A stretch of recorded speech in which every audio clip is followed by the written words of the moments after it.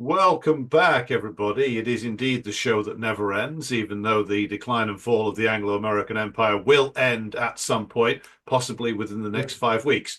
And It is, at that point, we shall rename the show Postmortem, and yes, we'll just keep going, we whether you will like it or be, not.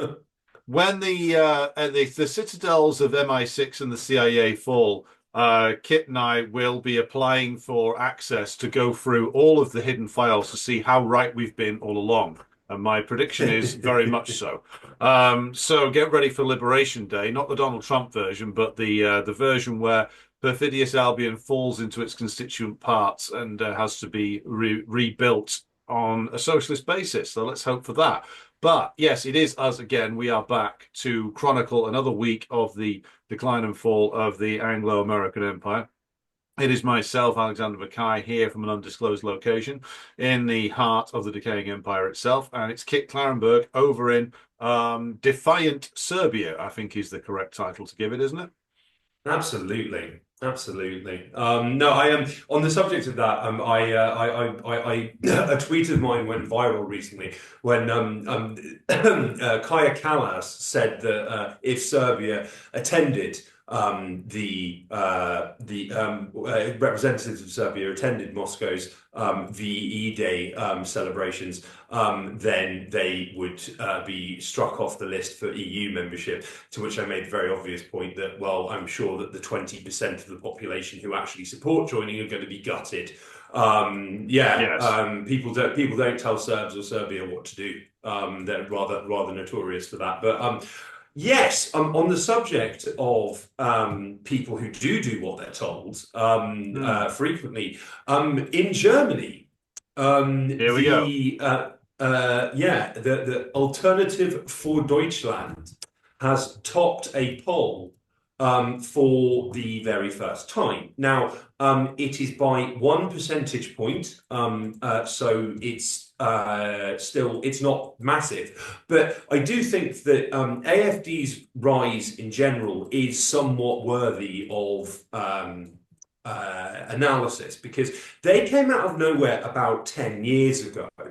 And Germany is rather famous slash notorious for having a very rigid political a political party class where there are the established parties and that's it really. Yeah. Apart from say like you have like Die Linke, which they were founded in 2007. But aside from that, German political parties have remained basically static and unchanged. And AFD not only have gone from this outside fringe and arguably neo-Nazi, or at least some of their founding members certainly were, to basically being considered a anti-establishment an anti-establishment choice. They also notably have significant name recognition on that basis throughout Central and Eastern Europe, in my experience. In countries that are wedged firmly under the empire's heel, you don't hear in Central and Eastern Europe, you don't hear locals talking about the CDU and how brilliant they are.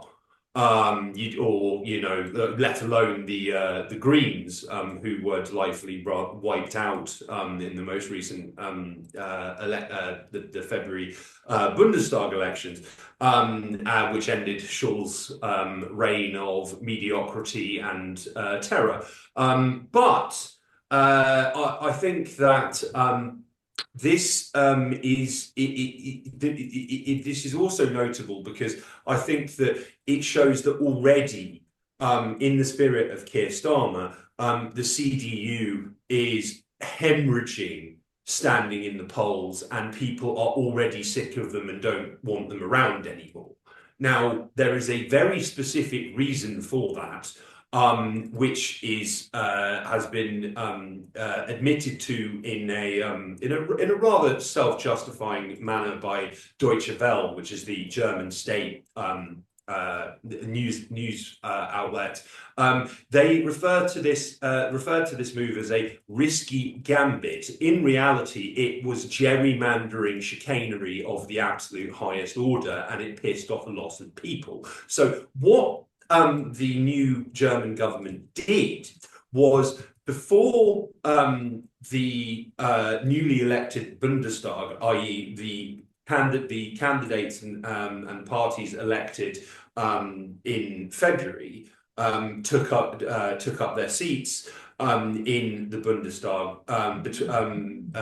There were parliamentary sessions in between the election and the what do you call it, the Parliament returning to sit. Now, the now ruling CDU exploited these sessions to cram through things that wouldn't be passed under any circumstances by the new Parliament. And a key aspect of this was removing all restrictions on German government debt and borrowing, which have been very, very, very solid and stringently adhered to ever since the creation of West Germany in 1947, I believe, by the US and Britain. Now, this was a very underhanded move that was specifically conducted in order to start rearming and to boost spending on the military. This is not a popular, as we've discussed on prior Decline and Fall installments. Please do watch or listen to our prior episodes. They stand the test of time, if I do say so myself. The Germans are opposed to increased defense spending. They are doggedly, determinedly, vehemently opposed to conscription, which the German government has discussed. So I wonder,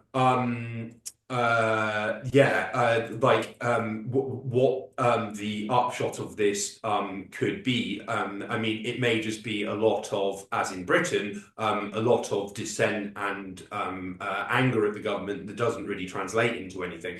But I think that's what's behind AfD's surge in the polls. Now, in Britain, we also have an alleged anti-establishment party. I believe they're called Reform, Alex. Am I correct? That's the latest brand name. It's Team Nigel, basically. Yes.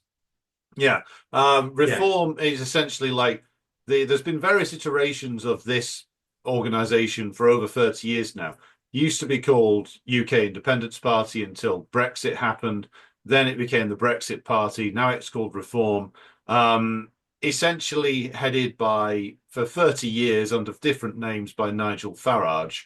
And this is another manifestation of like a political crisis, but it's a manifestation which is much like the AfD in Germany or the Rassemblement National in France. It's very much a party which is representative of a section of the ruling class, rather than something which is genuinely insurgent or never mind populist. So what you have is I would say, in Germany, France, and Britain, is that you have unpopular governments headed by so-called centrists, Keir Starmer, Emmanuel Macron, Olaf Scholz, etc. And you have a large amount of discontent over many, many years, some of which used to go towards Jeremy Corbyn's Labour Party, some of which went towards things like Scottish independence, some of which sort of shot into trade union action, all of which were defeated or fell apart. And so what you still have a need for opposition. And so what you have now are oppositional movements which derive ultimately from the ruling class themselves. That's what Reform represent. It's what AfD represent.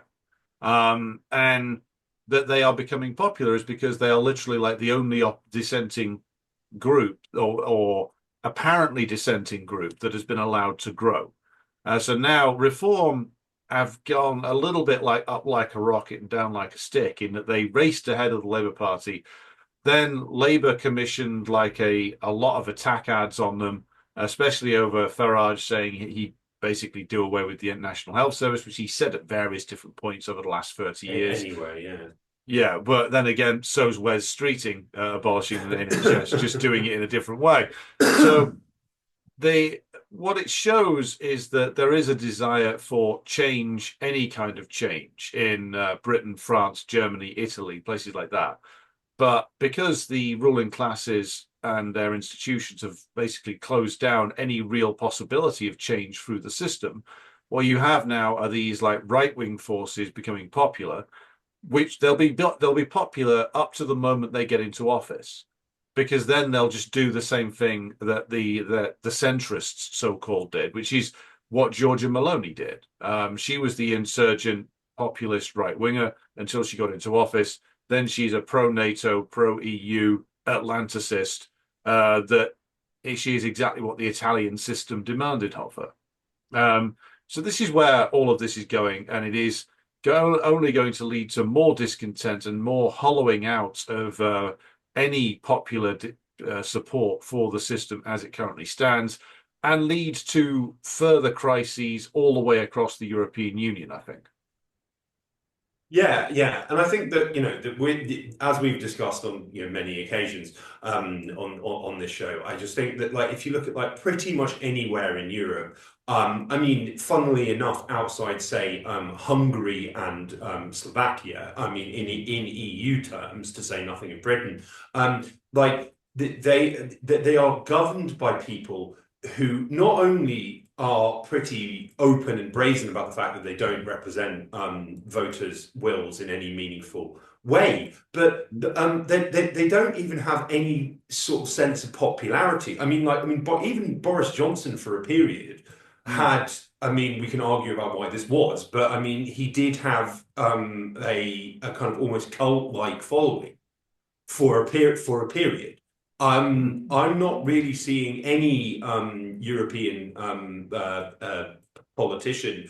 I mean, well, we saw what happened with Khalid Georgescu in Romania, but like, I'm not really seeing any politician whatsoever who actually seems to connect with voters in any way. But not only that, actually makes any effort to. Mm. You know, like they talk, European elites talk amongst themselves without any reference to what public interests or wishes or wills or needs. And all of their debates are on subjects about which the public either don't care or strongly disagree with them on.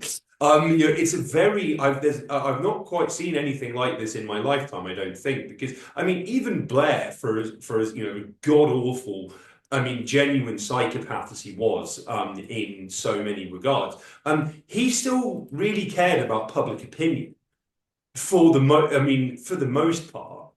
Like, I mean, apart from on stuff like Iraq, but like where there was significant public opposition, like he was very, very, very, very concerned about how things went down with voters and how to frame things. That was a constant, almost obsession of his government. Are there any examples of any government in Europe in Europe like exhibiting that same level of concern for public opinion now? No, because they can't afford to. I mean, that's the No. thing. Like the Blair came from a period where there was still some flexibility for some elements of concessions to the working class and indeed the middle Mm. class in the system. Not much, but in comparison to what had previously been the case. But the system is in such a deep crisis now, and the demands of the ruling class are for ever greater price to be paid for that crisis by the working class, and forever greater militarism and aggression in against the targets of imperialism, against the countries that are targeted by imperialism. That they can't. Not only can they not afford to actually give the public, give the voting population any kind of credence whatsoever, but also like you've got a generation of politicians who actually take a perverse pride in not being popular, in not following the opinion polls, in not even bothering to pretend that they're going to. Like Annalena Baerbock says, well, we don't care what the population thinks. This is what we're doing. Which, because she's Yeah. particularly crude and particularly stupid, she said openly what they all say behind closed doors. And there is a wish. I mean, this expresses itself in Britain through like the god awful liberals like Ian Dunt, careful how you pronounce that, who will come out and almost say it that they actually wish that the vast the vast numbers of the population didn't vote at all. They don't Mm. want the high turnout in elections. They don't want the electorate to expand. Because if they do, then it's likely to be the case that somebody who is not to their liking will be elected. And this was expressed best to me years and years ago. It is 20 years ago now. Weirdly enough, in a party at a political science student's house when I was an undergraduate in Birmingham, where I was in a conversation with a guy who said he wanted to be a special advisor to the Labour Party. So this is the kind of the caliber of man we're dealing with here. And he was saying that something which always stuck with me, which is that we don't want high turnouts, we want manageable ones. We Yes. don't want the population to actually be engaged and politicized. We want passive consumers, essentially. And if they can't have that, then they'll move to stop people voting at all, or they'll move to stop the votes mattering. And they'll do it all while screaming about democracy, because when we come down to it, what does democracy actually mean to these people, these bourgeois types or servants of the bourgeois? It basically means defense of the status quo, which ultimately means defense of the current system of property rights when it comes down to it, and the things that serve that. And anything which gets in the way of that needs to be pushed aside. And so you have a move in the EU and most of the EU states plus Britain to limit the impact that voting can have, to square off and seal off choices before you get to an election, to present the population with keep presenting the population with like three different flavors of the same crap and hope that they Mm. continue eating it up. And to literally, like they did with Georgescu, who I don't think he's any particular threat to capitalism or anything, but to No. literally like seal off any possibility of him getting anywhere near the presidency, because then we'll go into this when we go through the sort of details of the latest things from America later. Even if you get like a pro-capitalist politician like Trump, who's crude and who's over the top and who is prone to making decisions off the cuff and not consulting about them, then you're going to get more destabilization from the ruling class's point of view. So this is what's in the mix. You have a profoundly anti-democratic, anti-working class political establishment, which is desperate to keep things as they are, but there's no way that things can stay as they are. And this is what is ultimately driving all of this. Yeah, no, absolutely. And I think just more generally as well is that the what's and this feeds neatly into our next field of discussion is that I think for so long as well in Europe. There was this malaise amongst the European elites because, hey, well, we can rely on the global South forever for cheap imports of resources and as resource markets, and we can rely on just blank check US support. And in the meantime, our industrial bases can be left to rot, our militaries can be left to rot, and we can deliver a reasonable standard of living for a small, reasonable enough proportion of the population that there aren't going to be masses and masses and masses and masses and masses of people in the street causing havoc. We're so past that point, and they still don't seem to get it. Mm. Like you know what I mean. And I think Yeah. that it is amazing. I mean, there was a I believe it might have even been 2 years ago now. There was an article in the Wall Street Journal, which or it might have been Business Insider, was one of those titles, where they were talking about how the Chinese and the Russians have crossed the Rubicon. They understand that the world that existed before February 2022 is never coming back. They don't want it to come back, and they are acting accordingly. The same article noted that Western business leaders and politicians seem to not have gotten to grips with this and think that at some point everything's just going to go back to normal. They seem to finally be getting some kind of sense that this isn't the case now, in Brussels and in London and Paris and Berlin. But because they haven't been thinking of any serious ideas whatsoever beyond the keeping a majority of the population one way or another passive, whether that's through bribery or corrupt schemes like right to buy or or blah blah blah. They don't actually have any. They not only don't have any answers to serious issues, they don't even know what the questions are. Mm-hmm. Well, if you go and take a look at who the decision makers are, or who the politicians are, and who populates the structures, what you have is a diminishing but still well-off layer of officialdom in London and Brussels and Paris and Berlin and maybe Rome, or Madrid, that are disconnected with the population to the point of that they might as well be living on a different fucking planet. You have a decision-making centers which are purposefully cut off from the real world.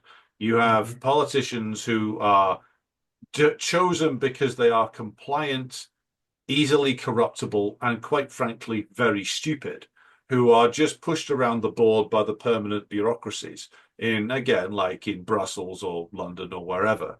Keir Starmer being a representative of that, a perfect representative of that, a profoundly stupid man who is also very conceited, who's been a stooge, as we've covered many times before, of the British permanent officialdom his entire career. That's who's making the decisions. And not only can they not see that anything should change, it's like they can't even imagine that anything would change, because this is their entire life, which is pegged to this system, and they have no conception of life outside of it.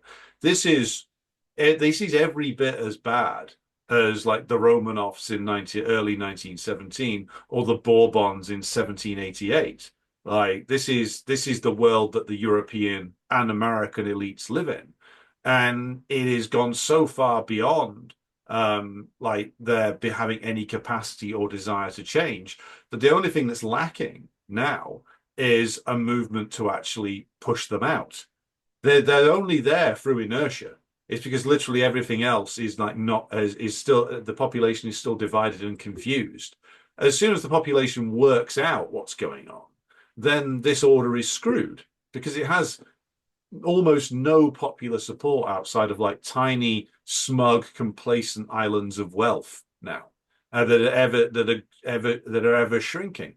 And again, it only exists because nothing else has emerged to take its place yet, but that won't last. Yeah, no, absolutely. And I think as well that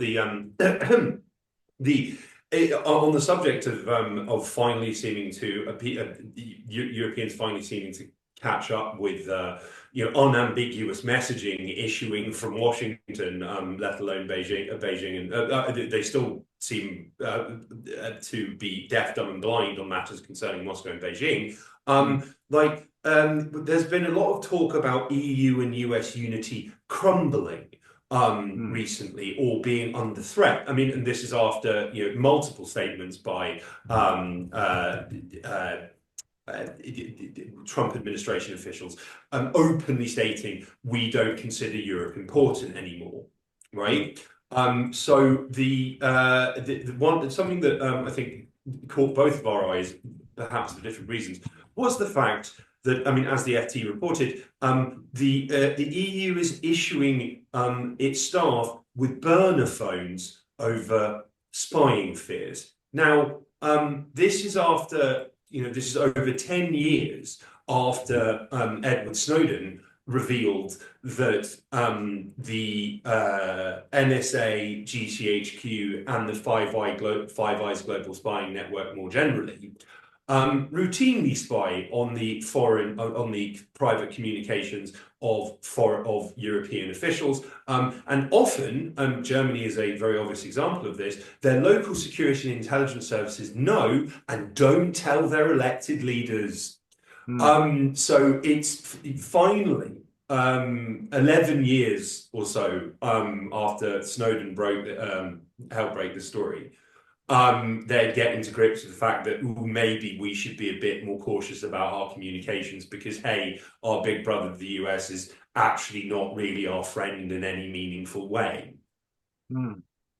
Well, it took him a long time to realize this, but then again, I think it was Helmut Kohl's former assistant or former chief of his office saying that they knew that the US was spying on them constantly back in the 70s and the 80s. So it's not exactly a new practice. What's happening I mean, as you mentioned, the article caught both of our eyes for like similar and dissimilar reasons. Like is that there's this open talk of like the alliance with the US being broken. I'm not sure I quite buy that. I think that what's going on with all of this is that there is essentially a standoff over trade terms for between the Trump administration and the major EU countries, and each of them is trying to leverage something on the other, trying to like get some kind of trying to get some kind of deal whereby like Trump drops some of these tariffs that he's talking about, and also then that what Trump's looking for is as Hegseth and Vance have said, the EU countries spending more on defense and buying it all from the United States. But what seems to be happening is that you've got this long-lasting crisis, long-running crisis now, whereby the US is essentially shooting off in multiple different directions, trying to end the Russia-Ukraine war and failing, trying to amp things up against Iran, as we'll come to, and probably failing, trying to do something with China against China and most probably failing. And in the middle of all of that, you have this crisis between the US and the EU, which comes down to essentially like the relationship that's existed there since 1945, with the two sides constantly pushing and pulling at each other over who gets what in the relationship. And as the crisis of the West intensifies, the squabbling between the Europeans and the Americans gets worse because they're also falling out about what should imperialism's strategy be. Should it be to continue banging on the door against Russia, which hasn't worked? Should it be to try and do something against the Chinese, which the EU probably doesn't want because they actually do want some kind of deal with the Chinese? So this is all a reflection of how bad things are in terms of the crisis, in that they've got a real dispute over the way forward, which is why like the EU is now acknowledging that essentially the US is constantly spying on them, because there is this disagreement as to what the hell are they going to do. They don't act as a unified bloc anymore. They are some say this is all a trick and this is all like theatrics. I don't think it is. This is something which has been a problem for them for a long time. It's just that now this is all bursting out into the open because they don't know what to do. That's the thing. They would love to be able to win the war against the Russians, but they can't. They'd love to knock over China, but they can't. And they'd love to knock over Iran, but they can't. And so this is the result. They start turning on each other. Yeah. No, absolutely. And it's like, yeah, I mean, I do think that the I mean, as we discussed in prior Decline and Fall installments, we like there is the strategy of the British to name but one, and they are not alone in this in Europe. I mean, the Baltics and the Poles are very obvious examples. Their entire strategy is just to keep the US in Europe forever. You know, without any real consideration of the fact that the US empire has bigger fish to fry and has for a very long time. Like Ukraine was the culmination of the war was the culmination of elements of the Baltics, the hawkish, deranged, ultra-nationalist, Nazi sympathizing elements of the Baltics, which I mean might be a bit rude to say all of them, but I mean come on, and the elements of the British establishment who were terrified about Obama's pivot to Asia, which was occurring while the Maidan coup happened. So yeah, all of their efforts from that point on were to get the US back into this. As in back into Europe, rather Mhm. than facing up other quote unquote challenges or looking at great power competition more seriously. And in the meantime, you have the emergence not only of China and Russia as as major global powers on a par economically and militarily, if not in excess of the US. But you also have growing independent alliances, which are breaking apart the old kind of post-colonial systems. So, like in Africa, you have ECOWAS, which is this French kind of a means of maintaining the French Empire in West Africa via other means. It is splintering apart at a rate of knots. The French are being marched out pretty much literally of most countries in Africa that they occupy and have occupied for a very, very, very long time. And their only real response is to turn to the US and say, what do we do? But Yeah, the US isn't particularly concerned with that. yeah, because it's the African nations, or particularly the Sahel nations, have worked out Yeah. that the French are impotent. There's nothing there. Like the French can't wage a war on Mali or Niger or Burkina Faso or Chad or Senegal, because there just simply wouldn't be the popular support for it within France itself. And it would probably open up a major fissure in France itself, given how loathed the political establishment is there, just the same as it is here. So this is like the slow motion collapse of the entire Western order. It's just it doesn't happen overnight. It's happening piece by piece, though, and relentlessly. And the one of the signs of that is that you have like open rows within the EU itself, between the EU officialdom, who are increasingly looking like sort of late period Byzantine officials making announcements in the name of the empire that no longer exists anymore. So you have Kaya Kallas saying to Robert Fico, "You'd better not go to that Victory Day celebration in Moscow." And Fico basically turned around and telling Kallas to fuck off, just as the Serbs told the EU, "That's nice, fuck off." Just as the Hungarians now often under Orban often ignore what the EU says. This is, I think, a real degeneration of the EU further into something which has become where its officials become increasingly irrelevant, where like the countries start pursuing individual deals with, like, the Hungarians pursue their individual deals with China. Like the Slovaks will pursue their individual deals. The Serbs, of course, aren't in the EU. But this is the slow disintegration and they can bar Kalin Georgescu and they can rig elections, but they can't do that for much longer. And the east of Europe, I think, ultimately is that leaders are going to emerge who will lead them away into probably some kind of orientation with at least peace with Russia and extensive relations with China. But what's your take on that? Well, yeah, sure. I mean, I do think that there have been encouraging developments recently where it's clear that I mean, in theory, the EU does have the power to block Chinese infrastructure in and investment in European countries. Or it can penalise member states who which are seeking it or in receipt of it. But I mean, in Hungary, for instance, there has been an ongoing effort to build a high-speed rail link between Belgrade and Budapest, for instance, which the EU has fought tooth and nail to block. And they haven't succeeded.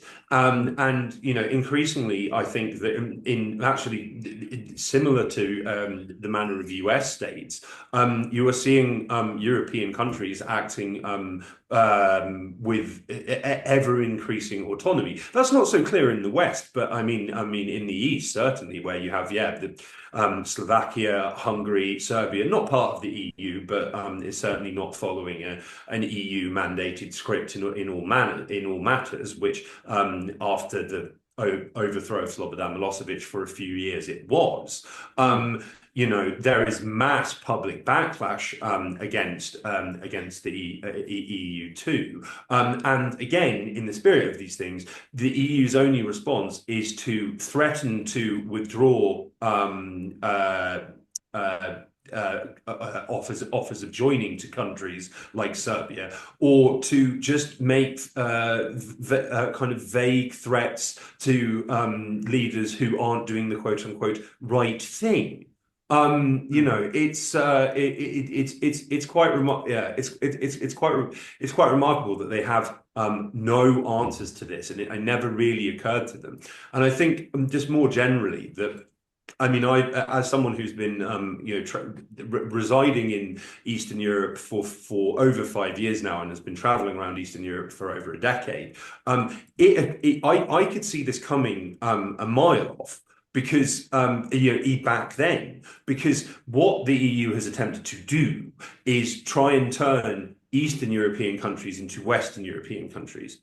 They have sought to impose extreme social liberalism in countries which are often very or at least slightly socially conservative, and they are pushing extreme economic liberalism in countries which, for the most part, have a strong legacy of socialism, where there is support for welfare states and free education and healthcare, etc. So, like,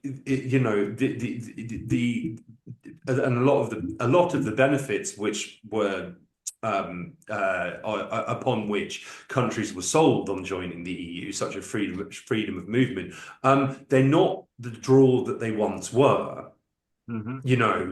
And I think that another point that I've been making since the very start of the proxy war began is that the biggest Germany is the biggest contributor to the EU budget, and Eastern and Central European countries have been given enormous sums from this aid, and that was meant to be a major pull factor, although it's in many cases this has not benefited the general population in any meaningful way. Now that Germany is suffering a pretty much irreversible economic crisis and decline, and I think that several German officials have going to say that their EU contributions are going to be drastically reduced. Well, what happens then? Well, what is your sales pitch for joining? European garden. Yeah. Contend it with us. Yeah. And I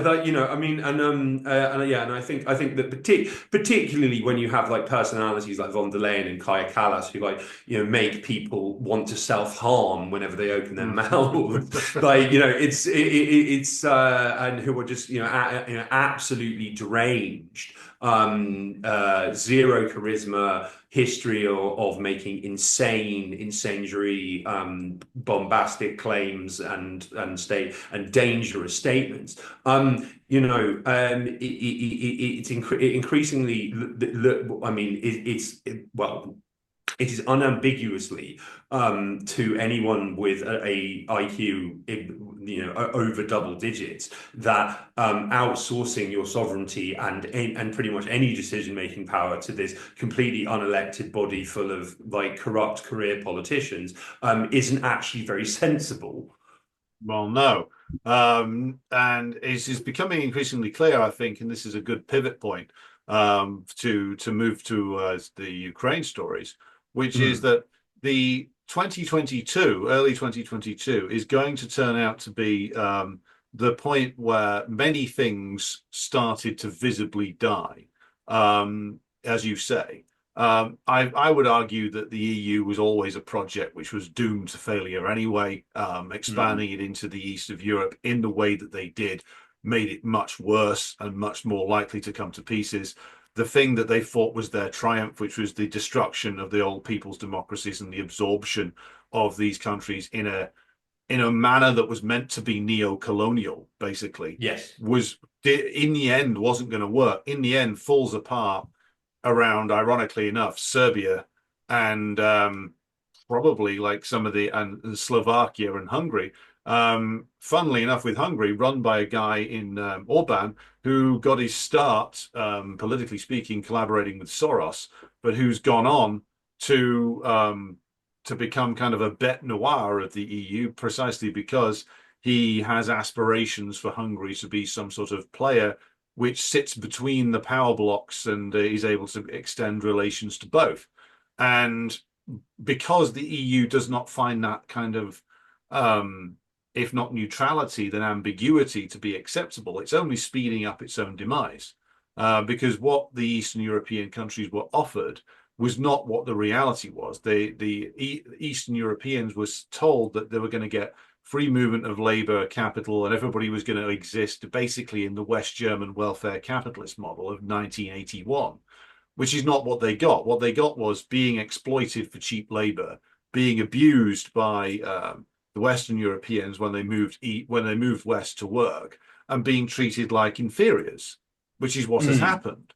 And so it didn't. It only took a generation for many Eastern Europeans to work out. Well, they don't regard it as equals. We're not in this club on equal terms with the gardeners of the West, and they're treating us in a manner that is distinctly neo-colonial. So it's no surprise that a Fico emerges or Orban goes in the direction that he does, or that the Serbs decide that they don't want anything to do with this. And the poison pill of the Ukraine war is still doing its work. I think it is fair to say. Did you have anything more to add, or should we jump straight into Ukraine territory? Oh yeah, definitely. And I think just to round this out as well, I might add that the I mean just looking at things from my neck of the woods as well, is that like you can see US power and influence waning, and in turn EU influence waning significantly across the Balkan region. And then you have the leader of Bosnia, Milorad Dodik, who's been indicted for alleged corruption in office. It looks like this was a British lawfare operation.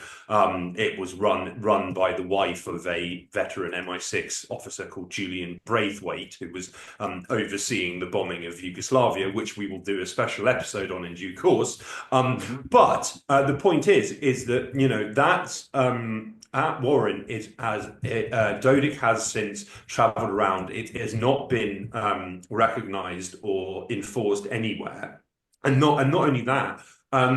Dodik has been making approaches to BRICS, and has indicated a keenness for Republika Srpska, which is the Serb majority part of Bosnia, to be part of the bloc. And the EU just has no response because they're not a member. And Mm. so, they potentially, arguably, the Republika Srpska and Serbia itself are leading the way by showing that actually having positive relations with the East is a good thing, and it's achievable particularly when you're outside the EU. And as we've discussed, that the EU that their moves against countries that don't toe the line, particularly Hungary, like such as the suggestion they would block Hungary's voting rights in order to allow, in the European Parliament to allow for the passage of Ukraine aid. This is just going to make countries want to leave more. Yes, They yes, have and they have. Sorry, go ahead. well, yes, and like you were faced with a situation now where like the this is not only looking like the EU is basically going to slowly fall to pieces from the east out from the east inwards, shall we say, but also that the this could undo the disintegrating effect of the accords which ended the Yugoslav wars. Because if the false, well, maybe not false, but the bizarre subdivisions of the former Republic of Bosnia, or one of them, the Serb majority areas, decide is ultimately they're going to try and join BRICS. I mean, that basically is the end of Bosnia as a coherent entity. Not that it's coherent now anyway. It's a colonial outpost, and we'll come to the British role in that in just a moment. But it would mean essentially the potential rejoining of those Serbian areas or the closer relationship with with Serbia proper, and essentially the rebirth of some kind of larger Balkan state. But what's the view from the Serb areas on that, Kit?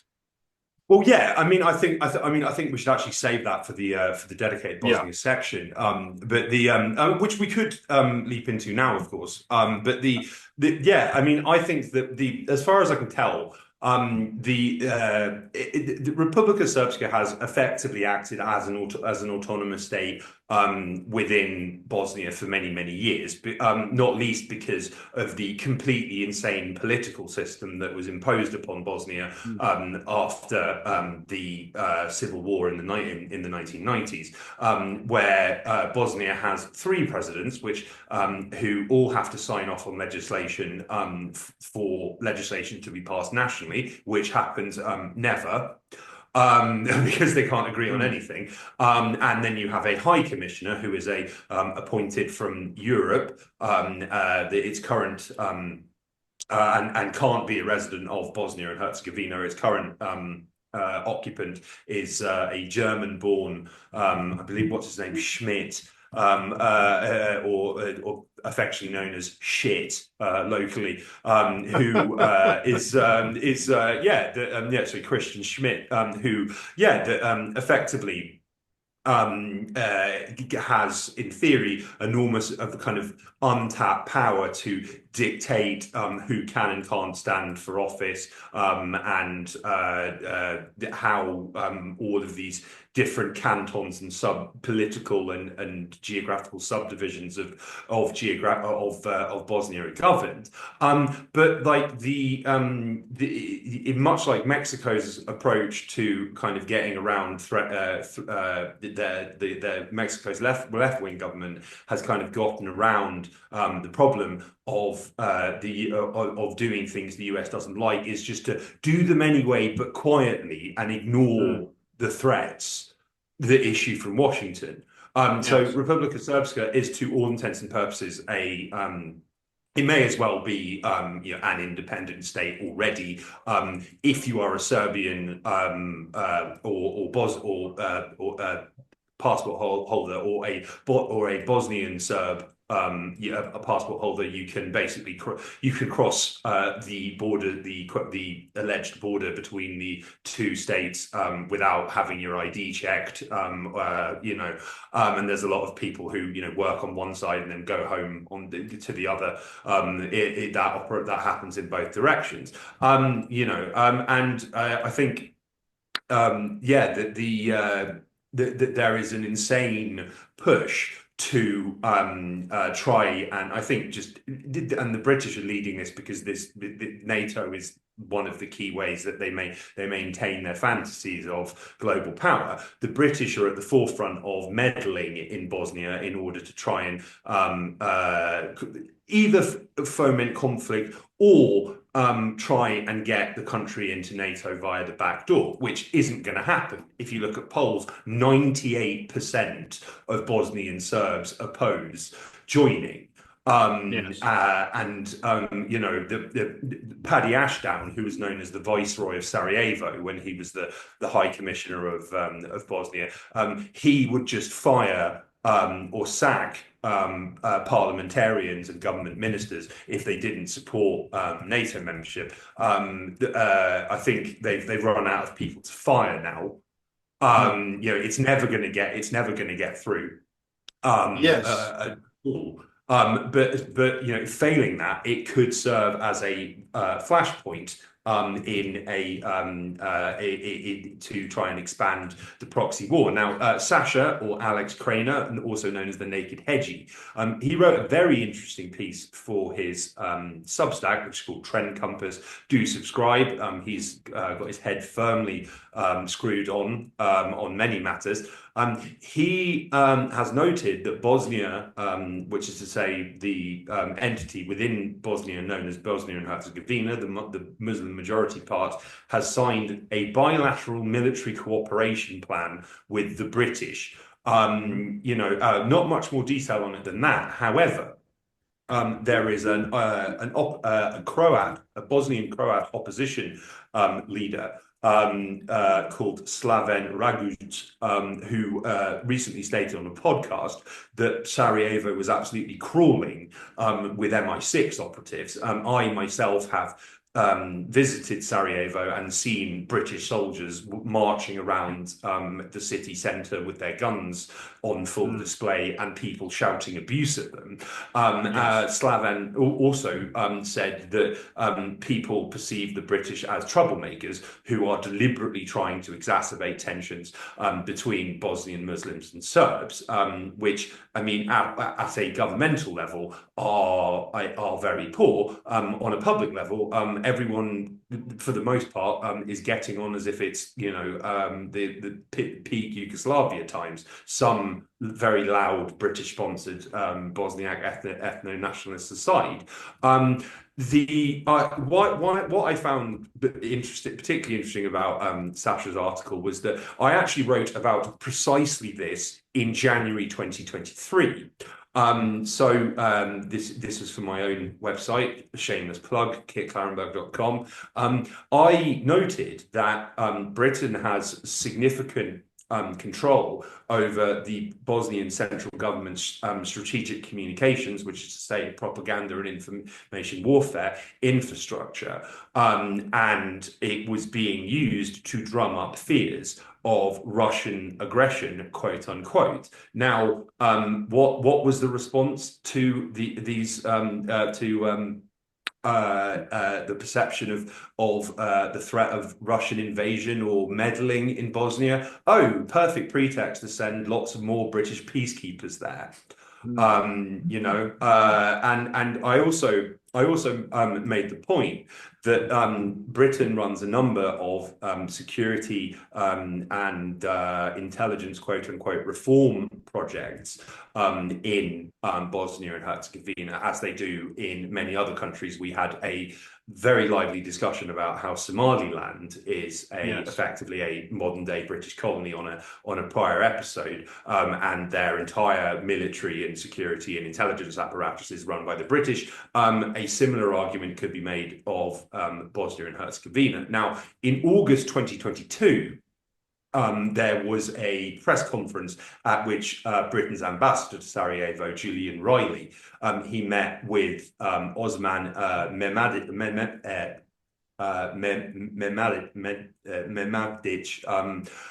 who was the general director of Bosnia and Herzegovina's intelligence and security agency at the time, and he declared that London was a long-standing friend of the country and all its citizens, and that Bosnia would always be a reliable ally for Britain. Fast forward to today, and he's in jail awaiting trial for carrying out mass illegal wiretapping. Now, what's particularly interesting about this is that in Macedonia, again, as I've written for my website, in 2016, there was a color revolution pulled off by US aid and George Soros, but also MI6, and a core component of that was the use of wiretaps to the politicians and journalists from the ruling party were illegally wiretapped. Those wiretaps were then duplicitously edited to make it sound as if government officials were guilty of very serious crimes up to and including murder. And a special prosecutor's office was set up to prosecute government officials for the contents of these illegal wiretaps. The woman who led that, who was a very close associate of the British ambassador to Macedonia, Charles Garrett, veteran MI6 officer, she's in jail now too, because she was using the illegal wiretaps to blackmail and embezzle people. So it does seem that Britain was potentially trying to cook up something similar in Bosnia, but their asset got caught. Yes. But of course, that doesn't stop them because of course, No. our expenses-loving foreign secretary, a man so stupid he could probably qualify for his own ITV2 show, David Lammy, has recently, as in a couple of weeks ago, according to this story, been putting himself about in the fake state of Kosovo, hasn't he?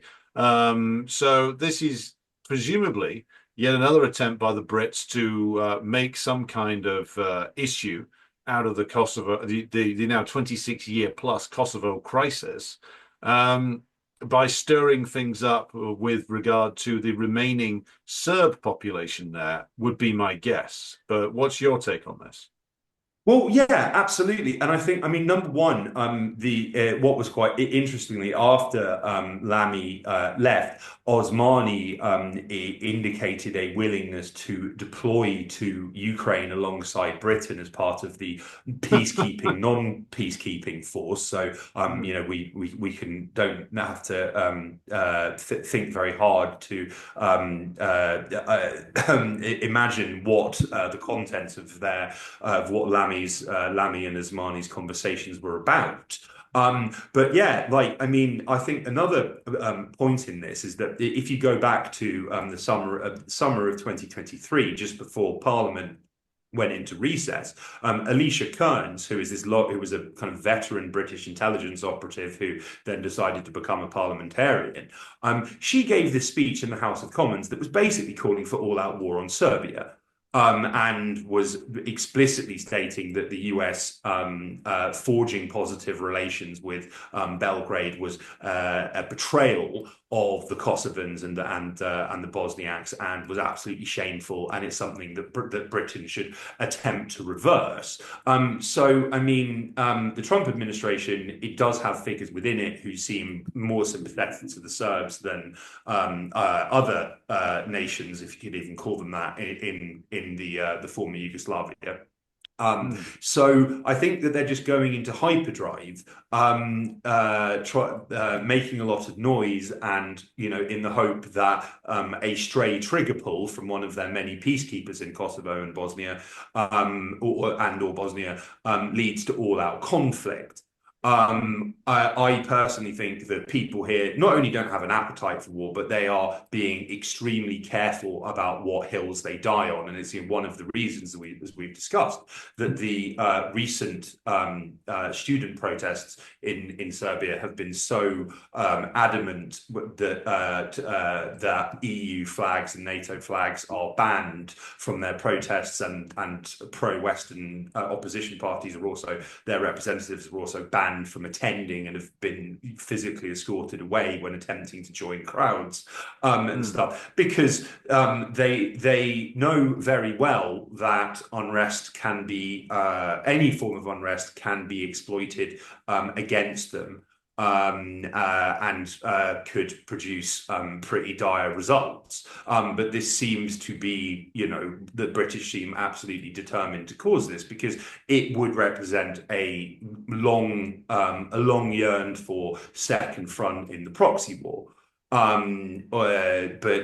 I mean, no country in the region, has a serious military. I'm not sure. I'm not sure what a conflict would look like. Although, I mean, if war were to break out, I think it would be the end of these kind of fake countries like Kosovo and Bosnia, which are just completely unworkable neo-colonial constructs with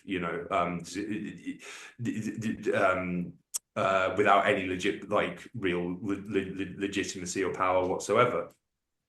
Well, I think it's another case of be careful what you wish for if you're the representatives of old perfidious Albion, because I think that if they got what they wanted, as you indicate in your previous contribution, it would mark the end of all the things they created in the 90s and the 2000s, because they have no real basis to exist, like Bosnia, which is like a freeway ruled, like, or four-way ruled, like in colonial configuration.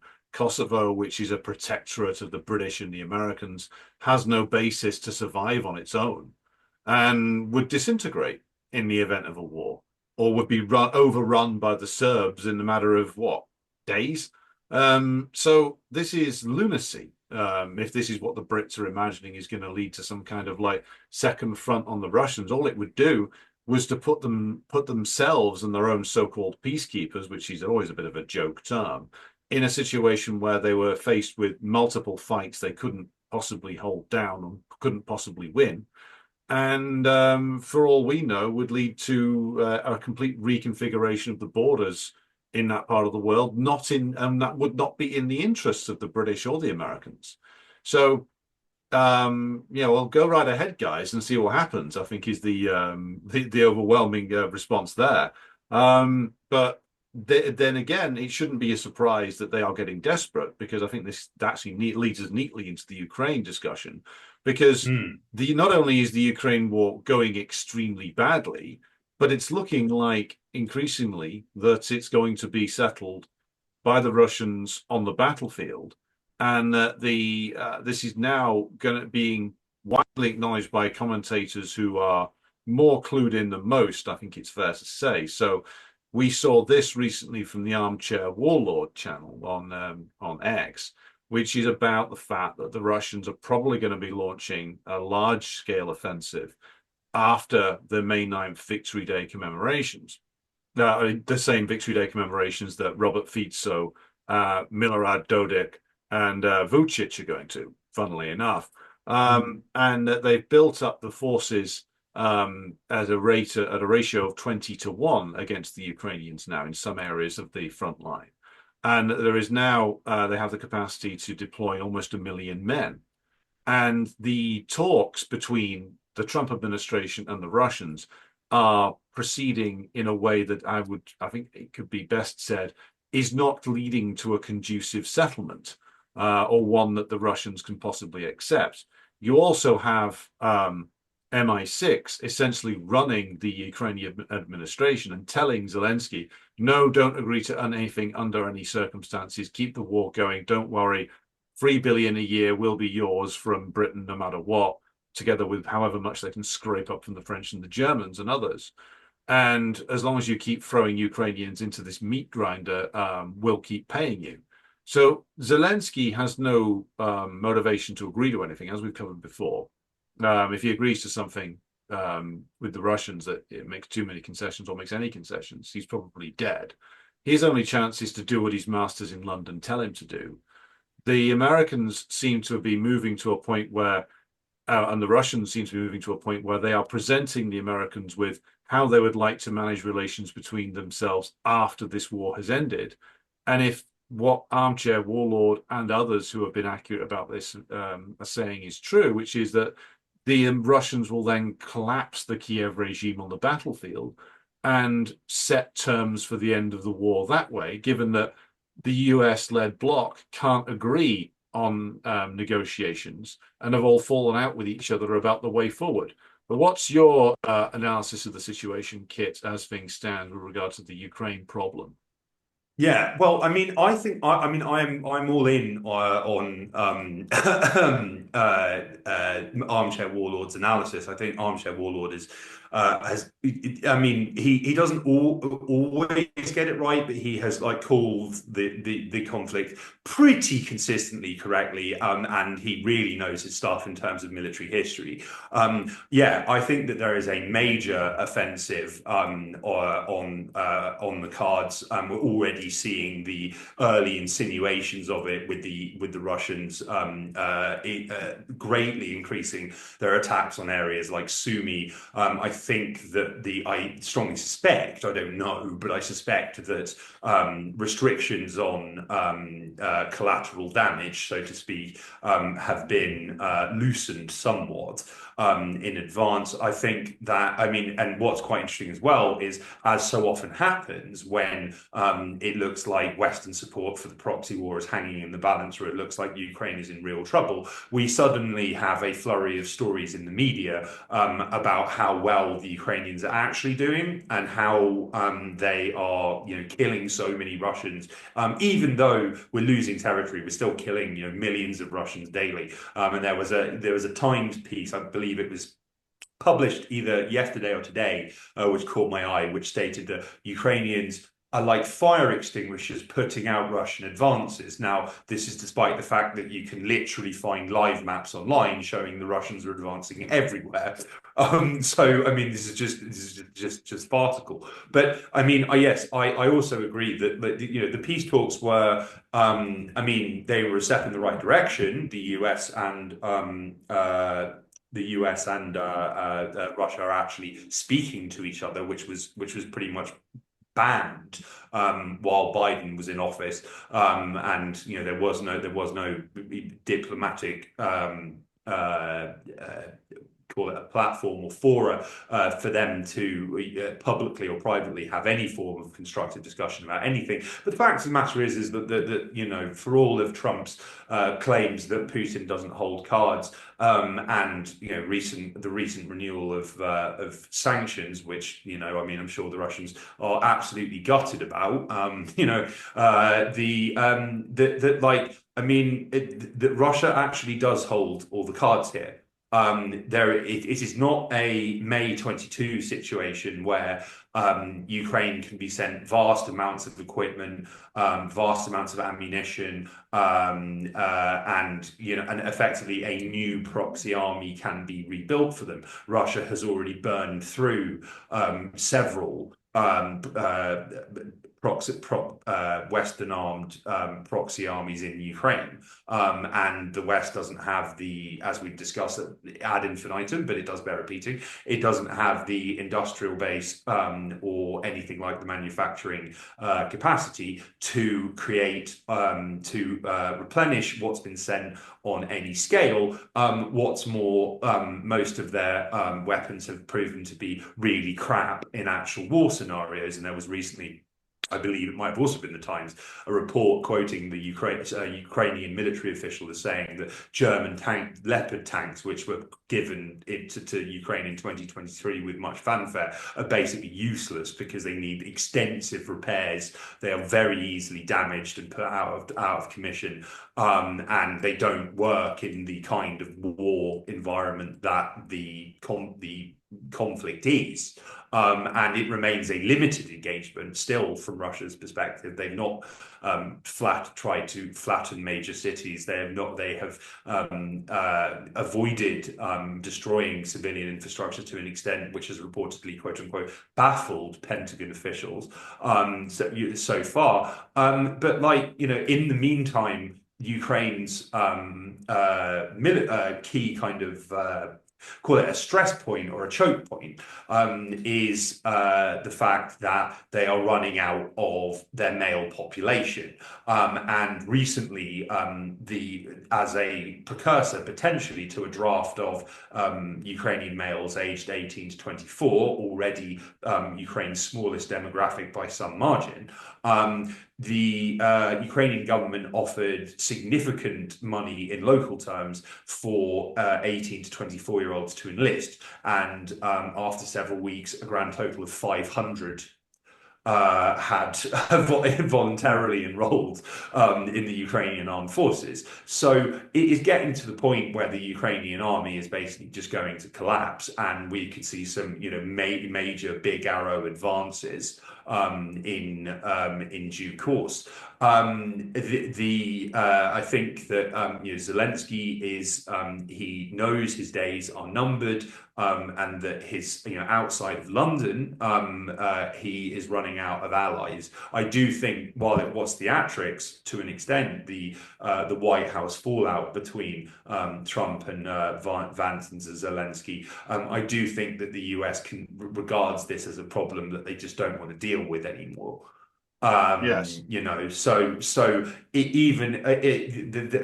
if they're not particularly interested in peace, they're also not very interested in keeping this going much longer either. So I strongly suspect, as Armchair Warlord predicts, that we will see a major Russian offensive in the not too distant future, and then the Russia will dictate peace terms, if peace terms are forthcoming, rather than just the total decapitation of Ukraine's military, security, and intelligence, and perhaps even government structures.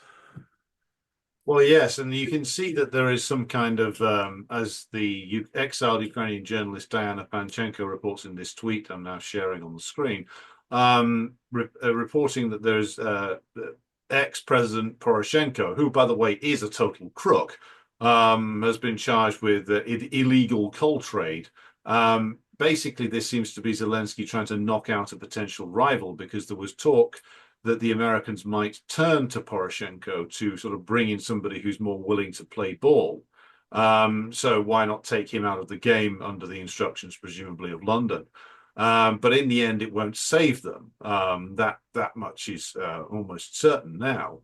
And so you also have some strange moves going on inside the United States itself. And this is a filing from a district court regarding some guy, a gentleman by the surname of Kassab, who has been charged with essentially trying to running a plot to assassinate Donald Trump.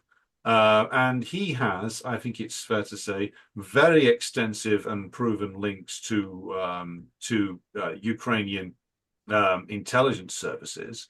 Just as, by the way, one of the previous attempted assassins of Donald Trump had links to the Ukraine war, and the links to various Ukrainian intelligence assets. So it would seem that there are certain people inside the Ukrainian intelligence services who wouldn't be, shall we say, wouldn't have many objections to Trump getting iced. However, I really don't think that would make any very much difference, given that the decision to downgrade US support for the Ukrainian proxy war has been made in circles that go far beyond Donald Trump, but that the SBU would be trying to commission acts of terror from deranged individuals within the United States who have been, shall we say, groomed for this, should not be a surprise given their track record, should it?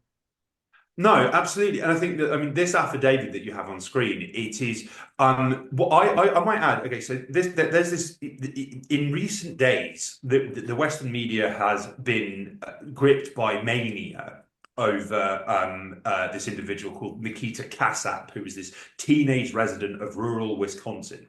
And he is accused, I mean, which is, legalese for he did this, of murdering his mother and stepfather in order to finance this rather elaborate scheme to assassinate US President Donald Trump using a drone packed with explosives.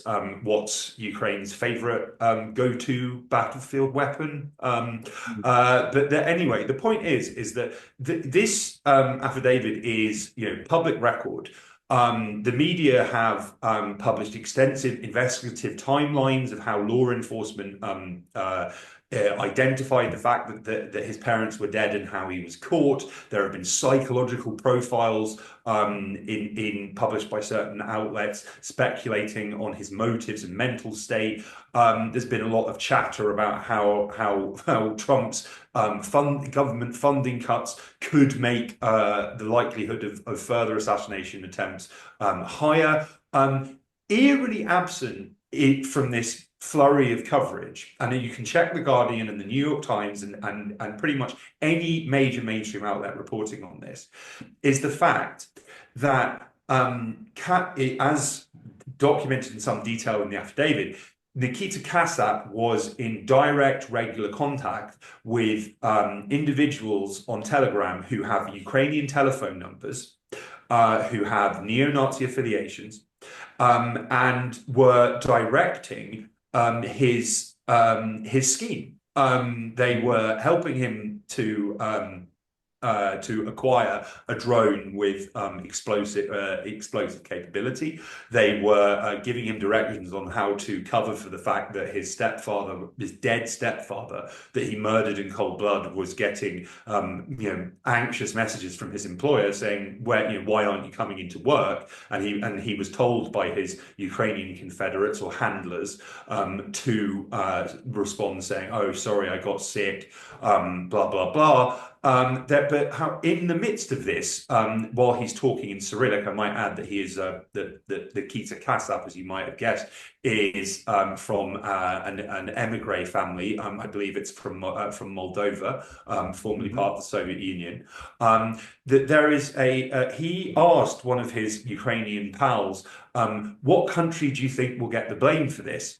And a respondent stated in Cyrillic, Russia will be blamed for it. This is the goal. Right. So, yes, I mean, it doesn't really get much more on the nose than that, except Kasap reportedly, based on an interview of one of his classmates by law enforcement, Kasap was apparently regularly circulating videos of war footage set to Russian music. And he was also openly informing his classmates that he intended to kill his parents, that he was in contact with people in Russia, and he was planning to overthrow the government by assassinating Trump.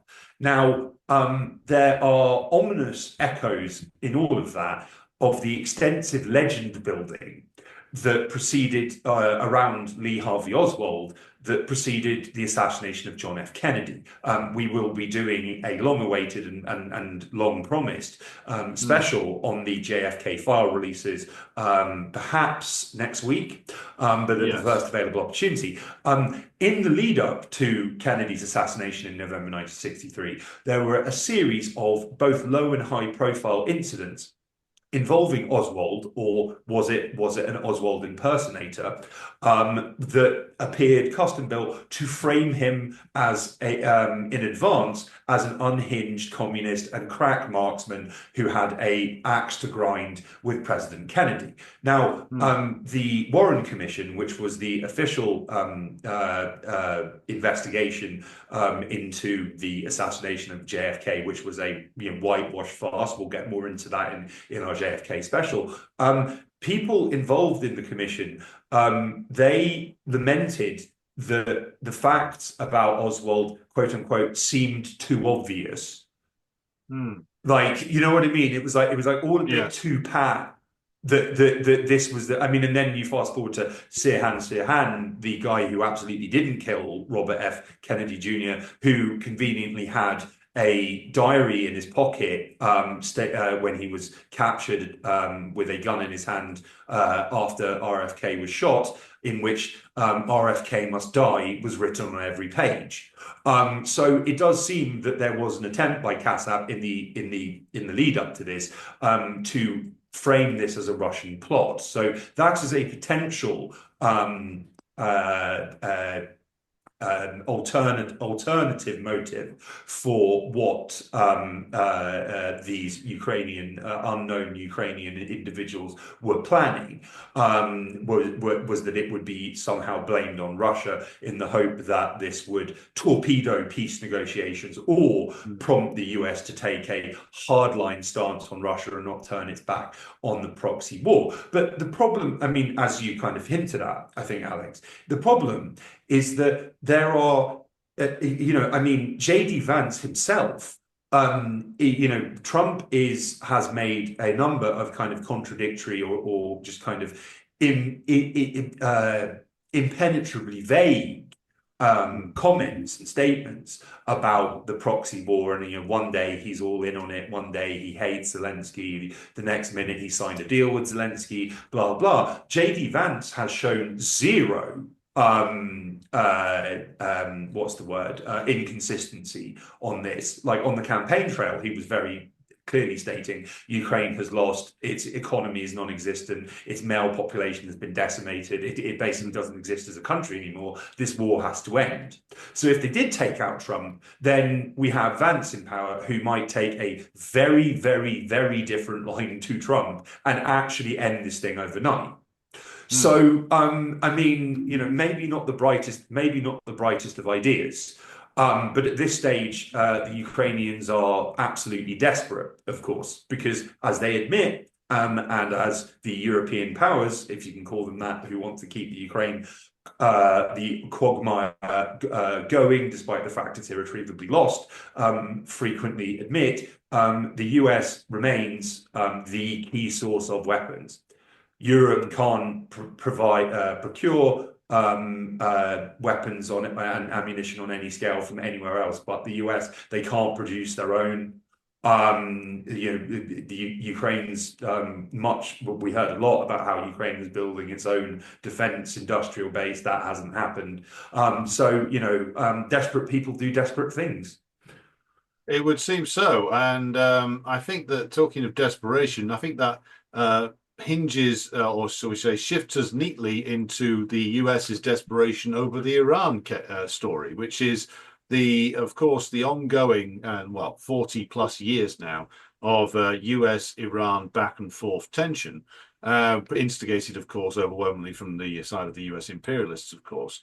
But we have an interesting story emerge in recent days coming out of the Trump administration, and leaked, it would seem, from within the Pentagon, that Trump himself and his senior officials said no to the idea of an Israeli strike on Iranian nuclear facilities, basically because they were told quite specifically that it would be something which would lead to a war that would not only be devastating, but would be one that they probably could not win. And so Trump, not being completely suicidal, decided to back away from this, leaving an awful lot of people who were sort of rabidly in favor of some kind of war with Iran, feeling very disappointed, and leading to a series of firings from the Pentagon over these leaks. But what's quite clear, it seems, is that there are many within the US state machine, within the Pentagon for one, who are looking at this sort of wild madness that some of the more rabid types in the Trump administration engage in. And not just Trump's administration, the Biden administration had these people too, in the form of Tony Blinken and others, who would wish to see some kind of war waged against Iran. But the unfortunate truth from their point of view, that is emerging, is that they can't have a war against Iran, not a war that they can possibly win. And so even Trump, for all his ranting and raving and jumping up and down about Iran, doesn't actually want this. And they are stuck because, of course, as we've said before, they can't defeat the Yemenis. They can't reopen the Red Sea. They can't they're talking of some kind of ground operation against Yemen, but that's yet to emerge and didn't go very well a decade ago when they tried that. And I have no reason to think that it would go any better this time. So the US, again, is stuck and they don't know what to do. The Iranians can't be intimidated by airstrikes or by sanctions. The Iranian leadership, in the form of Ayatollah Khamenei and others, are saying that essentially that they've learned from the experience that the Russians have gone through with sanctions, and that they are confident in their alliances with China, Russia, and India and other BRICS nations that they can get through any amount of sanctions that the US stick on them. So the US essentially now has nowhere left to turn. What's your take on this situation, Kit? Absolutely, and I think that this is precisely why this story was quote unquote leaked, because look, despite all of the rhetoric, and I've seen some commentators who I respect within independent media, and some analysts express grave concern about the kind of rhetoric that is issuing from Washington and also Tel Aviv about on Iran. But I think the fact of the matter is that as we've been seeing in the failed attempt to reheat the conflict with Ansarallah, and as we've discussed in previous episodes, and again we'll get into in our Yugoslavia bombing special, like the air power can't win wars. And if the US was to be stupid enough to carry out a bombing campaign or support a bombing campaign of Iran, the consequences would be absolutely catastrophic. Oil fields are aplenty, are going to be ablaze overnight. Every single US military base in in West Asia is going to be a target for the Iranians. The Iranians have hypersonic and ballistic missiles that cannot be countered or shot down. They're so fast they can't even be detected by Western radar systems in some cases. The US doesn't have those capabilities, and neither do any of its allies. There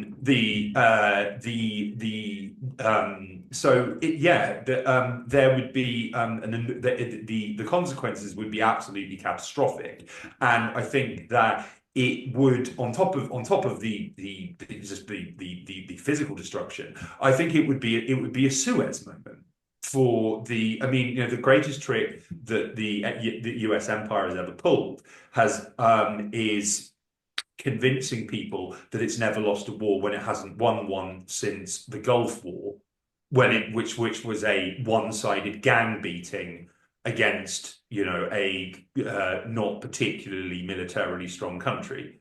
Yes. They don't have a military machine that can support a major conflict. A conflict with Iran would mean directly or indirectly war with Russia and China, and probably North Korea as well.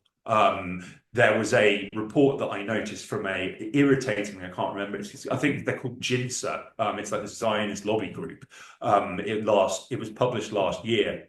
Yeah, the Jewish Institute for National Security of America, which is this DC-based think tank, in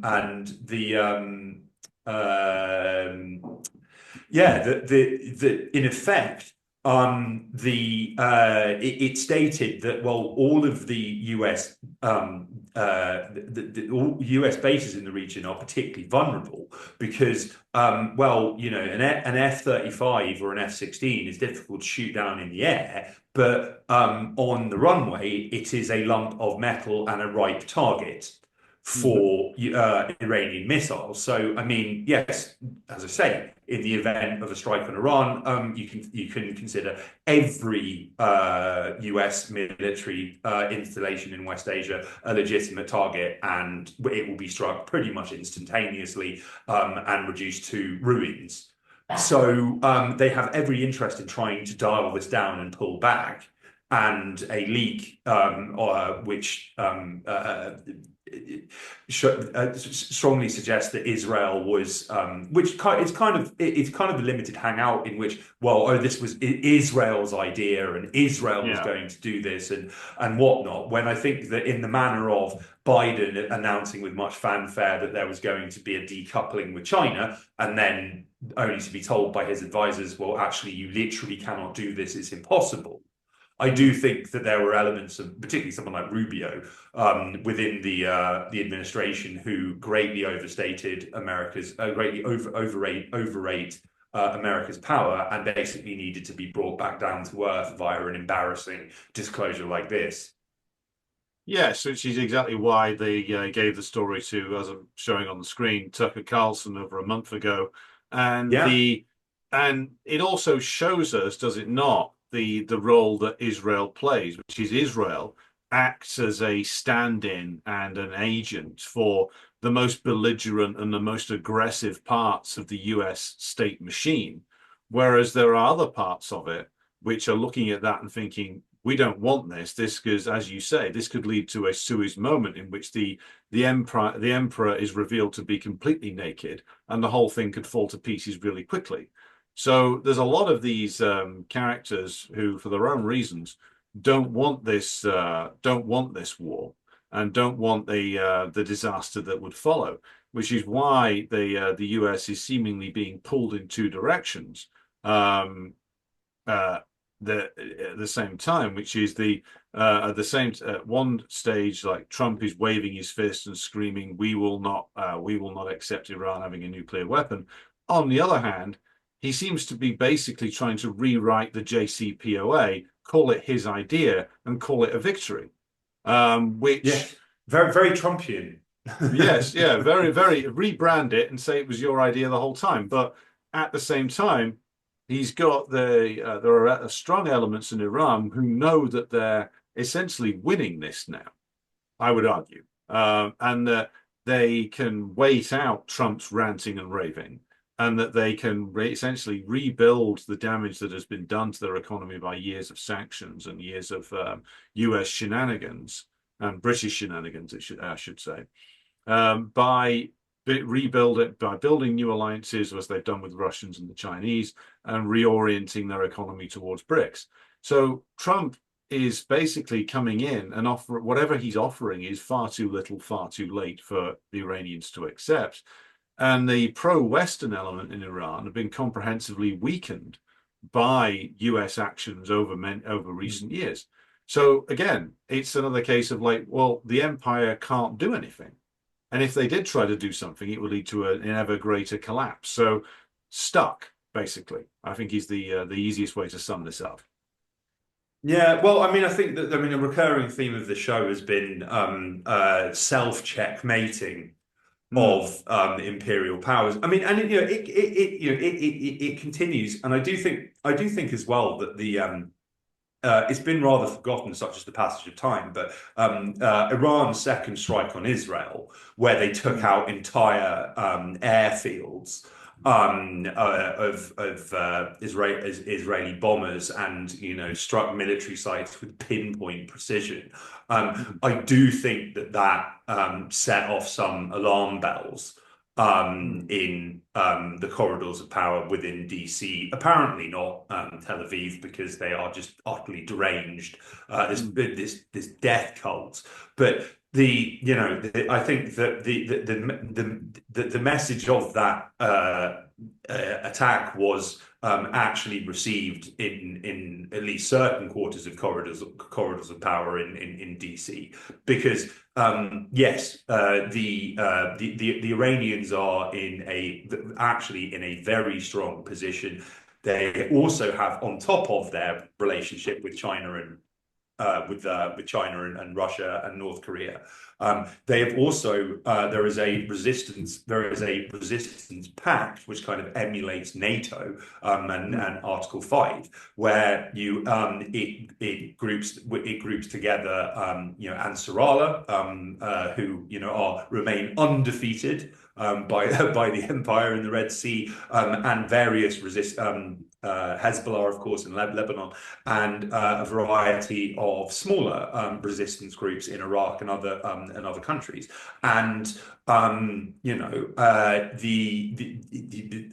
plucky little Israel is not going to be able to withstand. It's not in the position it once was to win a multi-front war, no mm. matter how far and much they keep pushing for one. Well, also, I mean, they only stood multi-front wars before, because if we go through it in like 1948, they were faced with like colonial armies that had all been put together by the British, which had no real Mm. interest in fighting them. In 1956, they were acting as a front man essentially for the British and the French. In 1967, they did a rapid strike on like the Egyptians and the Syrians, and to be blunt, the incompetence of their opponents won them that day. They lost in 1973, though nobody wants to acknowledge that. They couldn't beat the Lebanese in their multiple attempts to occupy the country in the 1980s. They got driven out by Hezbollah largely in 2000. They lost in 2006, and they couldn't win against Hezbollah and Hamas over the course of the last 18 months. So this isn't a country which is actually as formidable as it seems. A lot of this is built on hype and Mm. bullshitting and picking the right weak opponent to make yourself look strong. But Iran is not Saddam Hussein's Iraq. It's not the sort of rather chaotic revolutionary period of Nasser's Egypt. It's had 40 plus years to solidify its armed forces, its industrial base, its state mechanisms, and it's not an easy target. And Israel lacks the ability to go after it. The only way Israel would be involved in a strike on Iran would be to provoke a war that the US would fight. And the US Yes. military hierarchy knows they can't fight it. And so that's why you've got all this backing down, and why the Saudis have sent their defense minister to Tehran, presumably bearing a message from the Saudi elite saying, we're not going to allow the US to use our airfields because we don't want our oil industry to be blown up into a mushroom cloud, basically. So, Mm. I'm not going to say it's over, but it's not looking good for the Marco Rubio side of things. No, no, and I think it's important to note as well that like I mean the Saudi regime it is for better or worse pretty dug in. I mean, you've got to bear in mind that there are other effectively neo-colonial British and American holdings in West Asia. Like, I mean, Jordan being the most obvious example, Mhm. where if they were to repeat what they did when Iran first struck the Zionist entity, it would cause a revolution. Yeah. They have a population which is universally pro-Palestinian. They have a massive, if not majority, Palestinian population as it is, and so the government has tried to do things like like ban Palestinian flags, but I mean that's about the extent of what they can do. And I think that yes, that, I mean, if that their the ruling Hashemite dynasty, the King was it King Abdullah of Jordan, Yes. who's a British Army vet, his sole source of protection, the thing propping up his entire regime, is US and British military bases in his country. If they're struck, he's gone. Mm. So, again, like I strongly suspect that that similar conversations, whether publicly or privately, have been had, will be had over this between numerous governments in the region and Iran. And I might add as well, and I think that we called this correctly when after the fall of Assad, Mm. which for a variety of understandable reasons, a lot of people were extremely upset about, and they thought that it put the future of the resistance in grave peril. Syria is in itself is rapidly becoming the quagmire and what's the word? The nightmare for all of the different powers picking at it. Mhm. Right. So it's like, you've got Israel, which is trying to expand despite not having the population or the military might to do it. trying to forcibly expand into Syria. That's pissing off Turkey, who want a chunk of it. The US is having to try and manage and massage relations between the two. Israel is so worried about clearly perceives the US as quite weak, actually. There have been reports in the Israeli media that Netanyahu is begging the US to let the Russians keep their military bases in Syria to prevent further Turkish incursions into the country. And then that's without factoring in the Kurds, who now want their own state in Syria. So, I mean, that is another massive problem that the empire has created for itself, which makes the prospect of a direct conflict with Iran even less likely. Because Yes. I mean that would the HTS government is brittle, and aside from massacring its Alawite population, doesn't really seem to have the inclination or will or power to do very much of anything. And Well, the no. collapse of that government. So sorry. Well, no, not when the HTS government is essentially a project which is managed rather, shall we say, a unstable fashion by Turkish military intelligence, with London and Washington sort of squabbling in the background, and nobody really able to agree what exactly is it that they're going to do with Syria. So they're all falling out with each other, and it's proving to be a somewhat indigestible pill for the Turks, the Israelis, the US, and everybody else that's involved with it as well. So far from strengthening them, all it does really is reveal further their limitations. Yeah, absolutely, absolutely. And it's like, and I think that that the brittle and completely illegitimate government of Syria falling, which is would be a likely resist. It's not really talked about, but resistance against their illegitimate rule does it does endure in certain areas of Syria. I mean, we could be talking about a full-blown kind of an actual grassroots revolution in the event that Iran is struck, and I think that they are as ever, the Iranians are the adults in the room here. They are waiting. They are being very cautious. They're being far too cautious for a lot of people who support Palestine. That's kind of understandable, but at the same time, it's this is chess, not checkers. And they know that there will be attempts to try and drag them into conflicts, to try and trip them up, to try and lead them into traps. I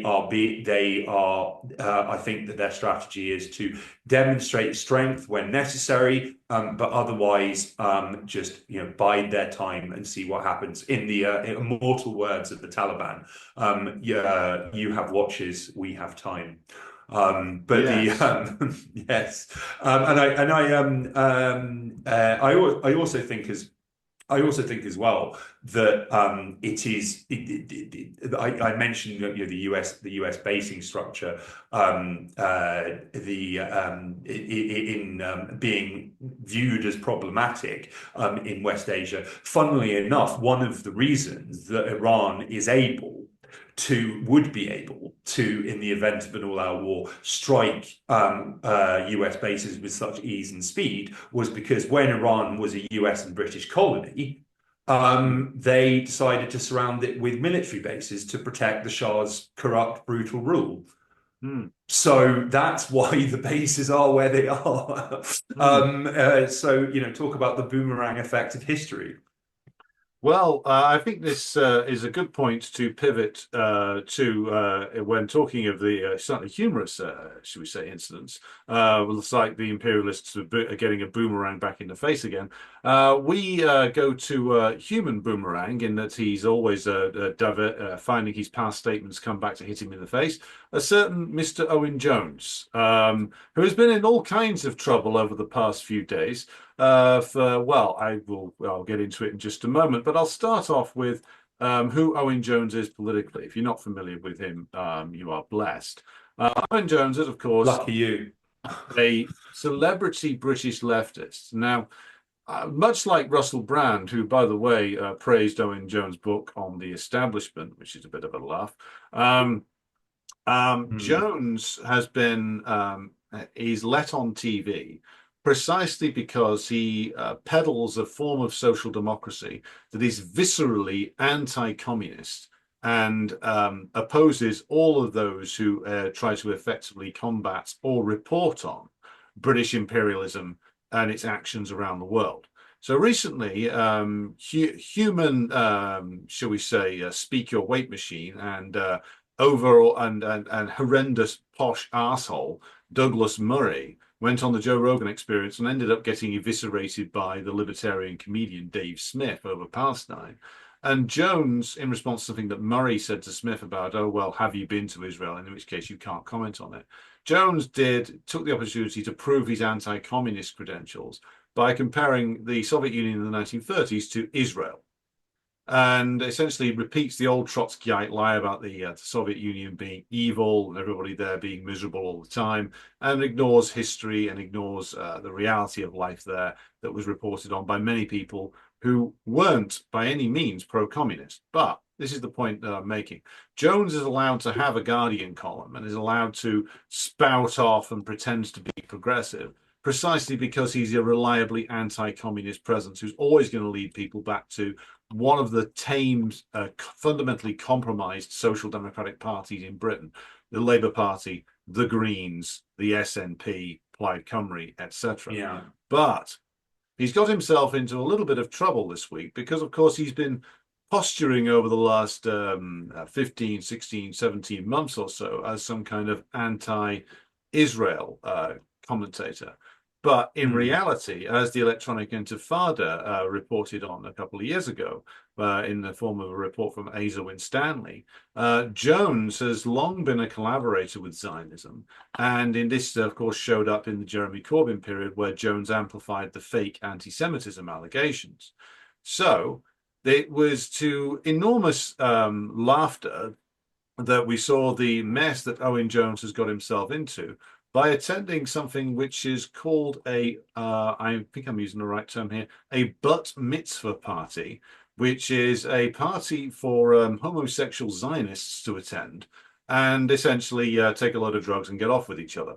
So quite why Mr. Owen Jones, noted Israel critic, was not only there, but apparently trying to have his way with various Zionist men that were there, according to the said Zionist men in question who realized who he was.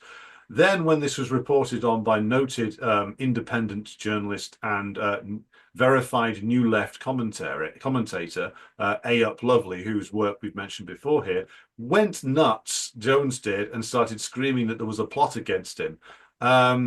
Only to find that all of his enemies had united against him, from the various Zionists who he'd been trying to seduce a few hours before, to everybody who's noticed his wild inconsistencies and lies over the past few years. So, Kit, it looks like it might be the end of the road for Mr. Owen Jones, given the number of, rather should we say, damning pieces of evidence against him, and perhaps it's not before time. Yes, well, I mean, I think that I have caught a lot of flack in certain quarters for calling out the Owen Jones and also Norovirus Media's Palestine solidarity grift for what it is, because people perhaps well-meaningly make the argument, well, he is platforming anti-Zionist voices and he does have a prominent platform, and that's a positive thing. Like Owen Jones is a pathological inveterate liar.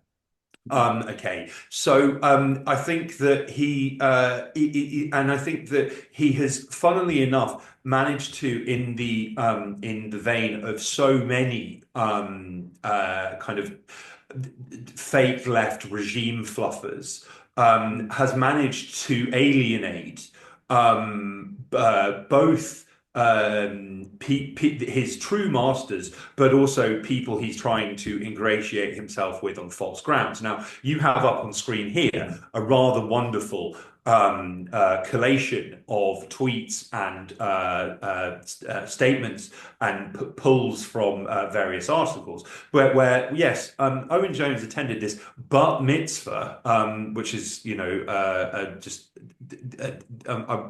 I wonder how high on crystal meth they were when they came up with that name. Although I mean, it seems somehow fitting for a country that has more paedophiles per square inch than anywhere else on earth. The somehow Owen Jones was attacked for attending bat mitzvah, and he has just doubled and tripled and quadrupled and quintupled and on and on and on. In the face of criticism for going, he has repeatedly claimed that, oh, it's an apolitical event, it's just a Jewish queer night, there's nothing political about it, it's not pro-Zionist, has nothing to do with Israel. Yes, Lovely, cultural critic, one of the finest Twitter accounts or X accounts in existence by far, has collated all of these quotes from the people who founded Bat Mitzvah, openly stating that it is inherently political and it supports Israel and Zionism without qualification. Okay, and there are photos of people attending, waving Israel flags. There is a post pulled from a Reddit, a Jewish Reddit subcommittee or whatever they're called, about from an anonymous user writes that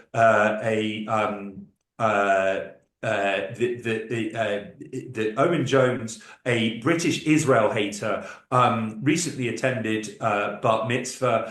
He has frantically responded with Bat Mitzvah is not a Zionist party, and Zionists within the UK are pissing themselves with laughter because it's a completely ludicrous claim. But he keeps tripling and trebling and quadrupling down on it. Now, I might add that yes, that Owen Jones has always adopted, whether directly or in an insidious manner, what can be referred to as liberal Zionism, right? Which is effectively equivalent to liberal Nazism, which is like saying, criticize Germany and criticize Hitler all you like, but leave Nazism alone, because that's a bit verboten, right? That's a bit problematic, right? As an idea. Now, he has repeatedly claimed since the start of the genocide in Gaza that his views have changed and that he supports a one-state solution. So that means that all of the liberal Zionists who previously supported him and will not accept a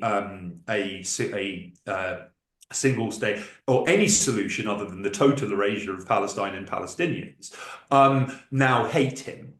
But also, if you actually dig into his recent history, and you mentioned Asa Winstanley, my dear friend, his excellent investigation for electronic intifada. In 2020, Owen Jones published this book called This Land, which is this vicious attack on Corbyn and effectively an endorsement of McDonaldism, which is basically and Starmerism, which is endless capitulation to the right.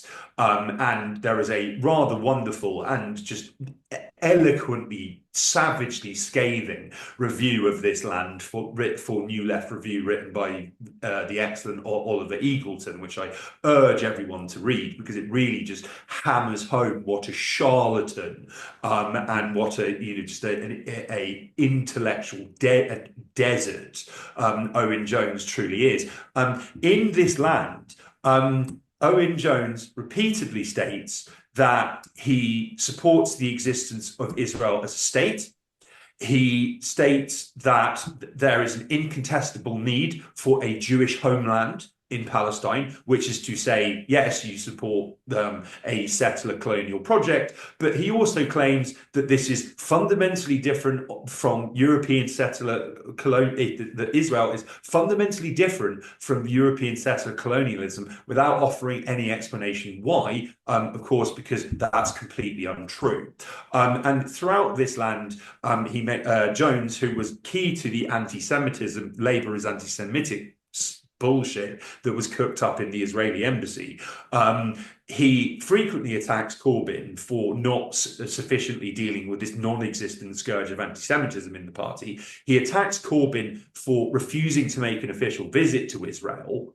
And he criticises he criticizes Corbyn for refusing a demand from the Board of Deputies of British Jews, which is this very virulently pro-Zionist lobby group in the UK. Is very influential, and they are utterly deranged. And they demanded that Corbyn go to Israel and hang his head in shame on the Wailing Wall, and he refused. And this is a legitimate line of attack from Jones's perspective, and it is elsewhere in this investigation by Asa Winstanley, he notes that Jones has stated that it is deeply problematic when those on the left point out Zionism as a political ideology rooted in oppression, but he has no convincing explanation for why that's the case, because it's incontestable fact. Right, so it's like so I think that that he has managed to piss off true supporters of Palestine solidarity. He has managed to piss off his former liberal Zionist supporters, and he's also apparently booed and jeered at for attending Bat Mitzvah, this totally apolitical, totally non-Zionist, but actually completely Zionist and completely political Jewish queer event in London. It's pretty hilarious, and I would urge, this is on A Up Lovely's profile, just go through all of these kind of increasingly desperate and bizarre tweets where he is suggesting that he says criticism of Bat Mitzvah is like calling for boycott of any Jewish cultural event. And makes all sorts of bizarre parables and analogies, saying that if I went to a gay bar in Russia, that doesn't mean I support the Putin, which is an argument that nobody is making.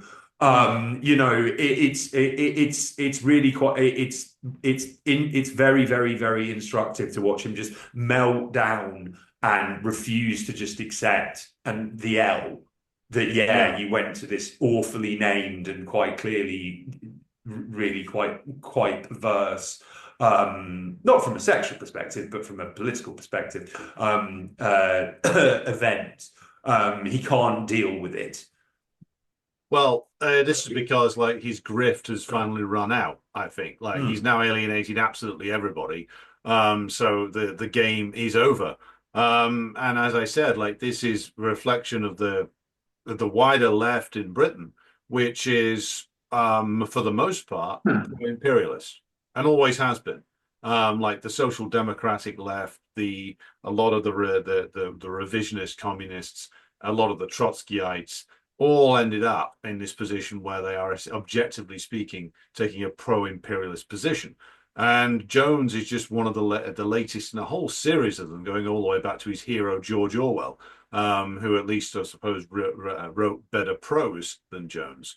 But again, he's merely the sort of the final sort of end piece of this left commentariat, social democratic kind of talking head, who have always been pro-imperialist, but used to dress it up in a slightly cleverer fashion. Now the crisis is so great and the crimes of imperialism so vast and obvious that trying to get away with this kind of behavior, which a generation ago you could probably have got away with, and in a time of massive social media presence, you can't get away with it anymore. And because he's an arrogant buffoon, he can't just say, I fucked up, I apologize. He's got to go on this insane rant about how there's a conspiracy against him and everybody's an anti-Semite and everybody's being anti-gay, etc., etc. Whereas in reality, it's nothing to do with the fact that Owen Jones is homosexual, or the fact that he apparently likes to, should we say, try and pull Israeli men. It's that he's trying to put one face out there in the public, and then there is another one in private, and the two are, of course, in direct contradiction to each other in so many ways that he now can't sustain his brand. And the brand is now falling to pieces. So if his career and the career of everybody associated with norovirus media goes down the toilet, I'm not going to be one to complain. But that then brings us, I think, to our final story of this week, Kit, which is, of course, a story that you wanted to include, and I will leave it to you to explain about it. It is about a very unpopular British institution, but over to you for this one. Yeah, so I mean, this isn't. I might add that this isn't a new story. I've just seen it making the. I just saw it making the rounds, and I thought it was pretty. It was pretty. It was a pretty extraordinary and very revealing insight into the mindset of mainstream quote unquote journalists. Because here we have Nick Robinson, the BBC journeyman and 28 carat shite. Claiming that the BBC, the falling ratings of the Today programme, which used to be this flagship BBC Radio 4 news and current affairs show, which has lost millions of listeners in recent years. He claims that it's not the reason for its irreversible and precipitous freefall in listeners is due to quote unquote news avoiders. So it's not due to the fact that the program is complete and utter rubbish and it pumps out state propaganda which is completely valueless, which people can see with their own eyes is complete and ears is completely untrue. It's the fault of people just not being that interested in news anymore. And I think I've seen similar coverage in the Guardian, where it is claimed that the falling readership of mainstream media outlets and fewer clicks and views is because people just can't people don't like the news anymore. And it's like, no, it's because people because of things like social media, for X, for all of its many faults, which we could spend an entire program cataloging, it has allowed independent truth tellers to gain some kind of audience and influence perceptions, maybe challenge people's perceptions and present them with information which is deliberately concealed and obfuscated in the mainstream. The downside to this, of course, is the fact that the collapse of the mainstream media just means that censorship and suppression and all sorts of other skullduggery in order to suppress alternative media is just going to ratchet up and up and up. But the flip side of the coin, I think, is that independent journalists such as ourselves are still managing to reach significant audiences, which in a pre-internet era we would not be able to do. And this is despite enormous amounts of time, energy, and money invested by ruling elites to suppress us. Entire Western government operations to kneecap independent journalists and media outlets, soft and hard censorship, libelous attacks on an ever increasing basis on outlets like the Grey Zone, legal problems for people like Richard Medhurst and myself when we fly back to our country of birth. Despite all of that, they still can't keep a lid on us. And that's a really, really positive thing. And it also speaks to the fact that we owe you an enormous thank you and a debt of gratitude for believing in us, for following our work, for supporting our work in any way you can. We really, really, really appreciate it, because to say the least, we're up against it. But we're still going to keep trying. Well, I think that is an excellent point to bring this week's show to a conclusion on, Kit. Thank you So everybody out there who watches and listens to this program on a weekly basis, again, this would not be what it is without you. Be sure to subscribe to the YouTube channel, which is growing rapidly. Be sure to follow us on the aforementioned X and on Substack, of course, where you can find various different elements of this show, including the full video recording, the full audio recording, and the show notes as well. So thank you to everybody who's listening. We'll be back with you again next week. Stay tuned for upcoming specials on the JFK assassination and the 26th anniversary of the bombing of Yugoslavia by the NATO imperialist bloc.